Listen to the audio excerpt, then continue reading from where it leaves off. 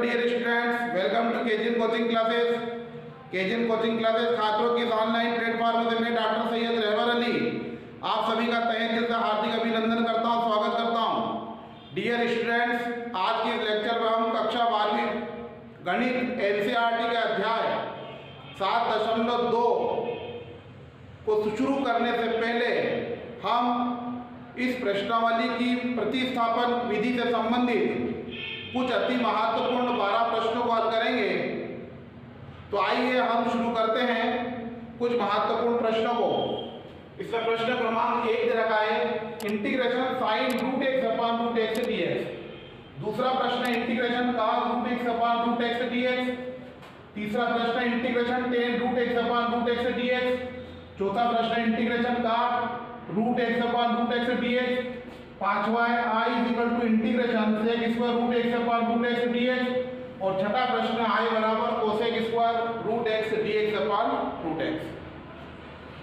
सारे प्रश्न एक जैसे हैं।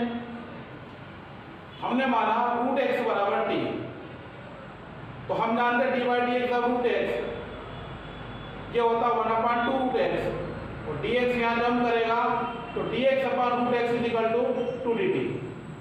तो हम यहाँ d x upon root x इसकी जगह रख देंगे 2dt और साइन रूट एक्स की जगह टी। और अब यहाँ दो गुणांक है, दो को बाहर निकाल लेंगे तो साइन टी डी टी।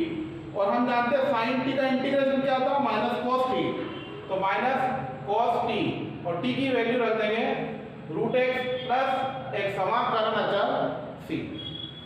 इसी प्रकार से दूसरा प्रश्न है i is equal to integration cos root x upon root x dx.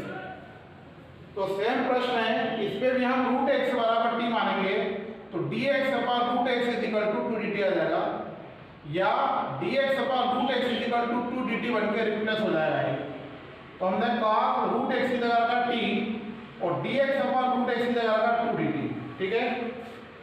और जैसे कि यहाँ दो बाहर आया था ऐसे ही दो बाहर आ जाएगा तो cos t dt।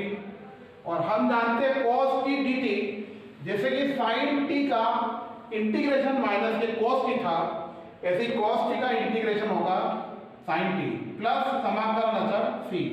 और हम यहाँ t का मान रख देंगे रूट एक्स, तो 2 sin root x plus c, यही हमारा आंसर है। इसी प्रकार से तीसरा प्रश्न है i is equal to integration tan root x upon root x dx। तो इसमें भी हम पहले की तरह रूट एक्स बराबर t मानेंगे तो dx upon root x is equal to dt। तो यहाँ हमने tan रूट एक्स तो रूट एक्स की जगह रखा t और dx अपॉन रूट एक्स इसकी जगह रखा 2dt। तो हम देख रहे हैं इसमें दो गुणांक है तो ये दो बाहर आ जाएंगे तो tan t dt। और हम जानते हैं इंटीग्रेशन tan t dt इसके दो फार्मूले हैं। पहला formula minus log of modulus cos t और दूसरा फार्मूला है log of modulus sec t। तो हम दूसरा फार्मूला लगाएंगे, पहला भी लगा सकते हैं तो 2 log of modulus sec t और t की वैल्यू रख देंगे हम यहाँ से रूट एक्स। तो 2 log sec t की जगह रूट एक्स प्लस समाकलन अचर c, यही हमारा आंसर है। अगला क्वेश्चन देखिए चौथा i is equal to integration cot root x upon root x dx। तो मान लीजिए रूट एक्स बराबर t तो dx upon root x is equal to 2dt। तो यहाँ cot रूट एक्स की जगह रखा t और dx अपॉन रूट एक्स की जगह 2dt। और हम जानते हैं दो गुणांक है उससे बाहर आ जाएंगे cos t dt। और हम यहाँ cos t का फार्मूला लगाएंगे। हम जानते हैं इंटीग्रेशन cos t dt ये होता है log of modulus sin t, तो बन जाएगा log of modulus sin t और t की वैल्यू हम जानते हैं t का मान होता है रूट एक्स, तो बन जाएगा 2 log sin root x plus c। इसी प्रकार से पांचवा प्रश्न दे रखा है i is equal to integration sec square root x upon root x dx। तो इसमें भी हम रूट एक्स बराबर t मानेंगे तो dx upon root x is equal to 2dt बन जाएगा।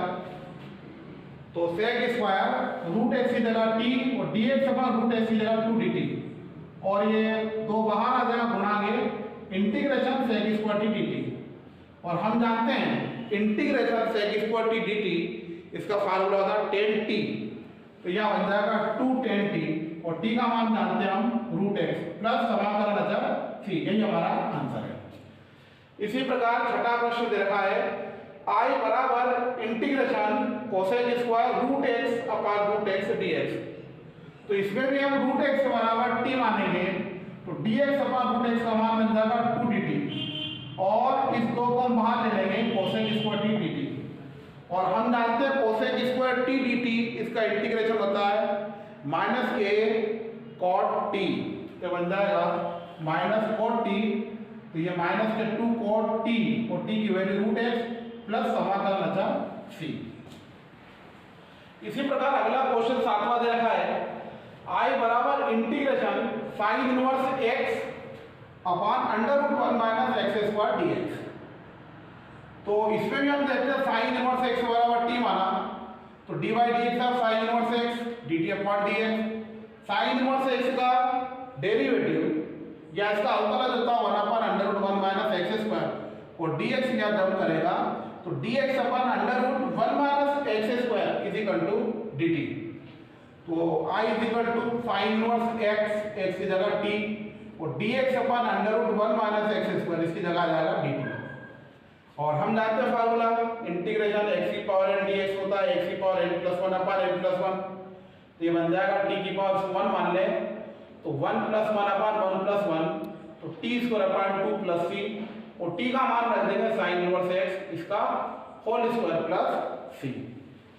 इसी प्रकार से क्वेश्चन नंबर 8 दे रखा है I is equal to integration sine inverse x का whole square dx upon √1 - x square, तो इसमें हमने माना साइन इनवर्स x बराबर t, तो dx upon √1 - x square is equal to dt, तो ये बन जाएगा साइन इनवर्स x इसकी जगह t का स्क्वायर हो जाएगा, और dx upon √1 - x square dt हो जाएगा, और फार्मूला लगाएंगे हम x की पावर n + 1 अपान n + 1, तो यहाँ पावर 2 है, तो 2 + 1 अपान 2 + 1, 2 + 1 3 अपान 3, और t की वैल्यू पुट कर देंगे साइन इनवर्स x, तो 1/3 साइन इनवर्स x का होल क्यूब प्लस c। इसी प्रकार से क्वेश्चन नंबर 9 दे रखा है, यहाँ स्क्वायर था यहाँ क्यूब है, तो same process sine inverse x बराबर t, तो dx upon √1 - x square is equal to dt, ये बन जाएगा t की घात 3 t क्यूब, और dx upon √1 - x square is equal to dt, formula लगाएंगे हम यहाँ पे x की पावर n dx x की पावर n + 1 अपान n + 1, ये बन जाएगा पावर 3 है, तो t की पावर 3 + 1 अपान 3 + 1, तो t की पावर 4 अपान 4 प्लस समाकलन अचर c, और हम जानते हैं t का मान है साइन इनवर्स x, तो 1/4 sine inverse x whole power 4 plus c, यही हमारा आंसर है। अगला क्वेश्चन देखिए question number 10 I is equal to integration sine inverse x की whole power n upon √1 - x square dx, देखिए यहाँ पावर 3 है यहाँ 2 है, या कोई पावर नहीं मतलब 1 है, तो सेम प्रोसेस के सवाल है, तो इसमें भी हम साइन इनवर्स x बराबर t मानेंगे, तो t की पावर n बन जाएगा dx अपान √1 - x स्क्वायर बन जाएगा dt, और फार्मूला लगा देगा हम यही इंटीग्रेशन x की पावर n dx, ये होता है x की पावर n + 1 अपान n + 1, तो t की पावर n बन जाएगा t की पावर n + 1 अपान n + 1, और फिर हम t का मान रख देंगे साइन इनवर्स x इसकी power n + 1 upon n + 1 plus integration constant अर्थात समाकलन अचर c। अगला क्वेश्चन देखिए question number 11 I is equal to integration e की power sine inverse x upon √1 - x square dx, तो इसमें भी हम साइन इनवर्स x बराबर t पुट करेंगे, तो साइन इनवर्स x बराबर t, तो इसका डेरिवेटिव बन जाएगा dx upon √1 - x square is equal to dt, तो ये बन जाएगा e की पावर t, और इस पूरे की जगह लगा dt, और हम जानते हैं e की पावर x dx क्या होता है e की पावर x, तो e की पावर t प्लस समाकलन अचर c, और t का मान रख देंगे sine inverse x plus c, यही हमारा आंसर है। लास्ट क्वेश्चन है question number 12 I is equal to integration e की power a sine inverse x upon √1 - x square dx, तो यहाँ हम एम साइन इनवर्स एक्स बराबर भी टी मान सकते हैं और साइन इनवर्स एक्स बराबर भी टी मान सकते हैं। तो माना कि साइन इनवर्स एक्स बराबर टी, तो dx upon under root 1 minus x square is equal to dt। तो ये बन जाएगा e की पावर mt और इस पूरे की जगह आ जाएगा dx upon under root 1 minus x square, इसकी जगह आ जाएगा dt। तो बन जाएगा फार्मूला इंटीग्रेशन e की पावर mx dx, e की पावर mx और ये जो गुणांक है अपॉन में आएगा, तो यहाँ गुणांक m है, e की power mt upon m plus एक कांस्टेंट c और 1 अपॉन m e की पावर m और t का मान रख देंगे हम sin inverse x plus c। तो फाइनल आंसर बन जाएगा e की power m sin inverse x upon m plus c। सबके बात समझ में आ रही है? तो आई होप आप सभी के बात समझ में आ गई होगी। Please have a note of it, फटाफट नोट कर लीजिए, फिर नेक्स्ट क्वेश्चन हम शुरू करते हैं।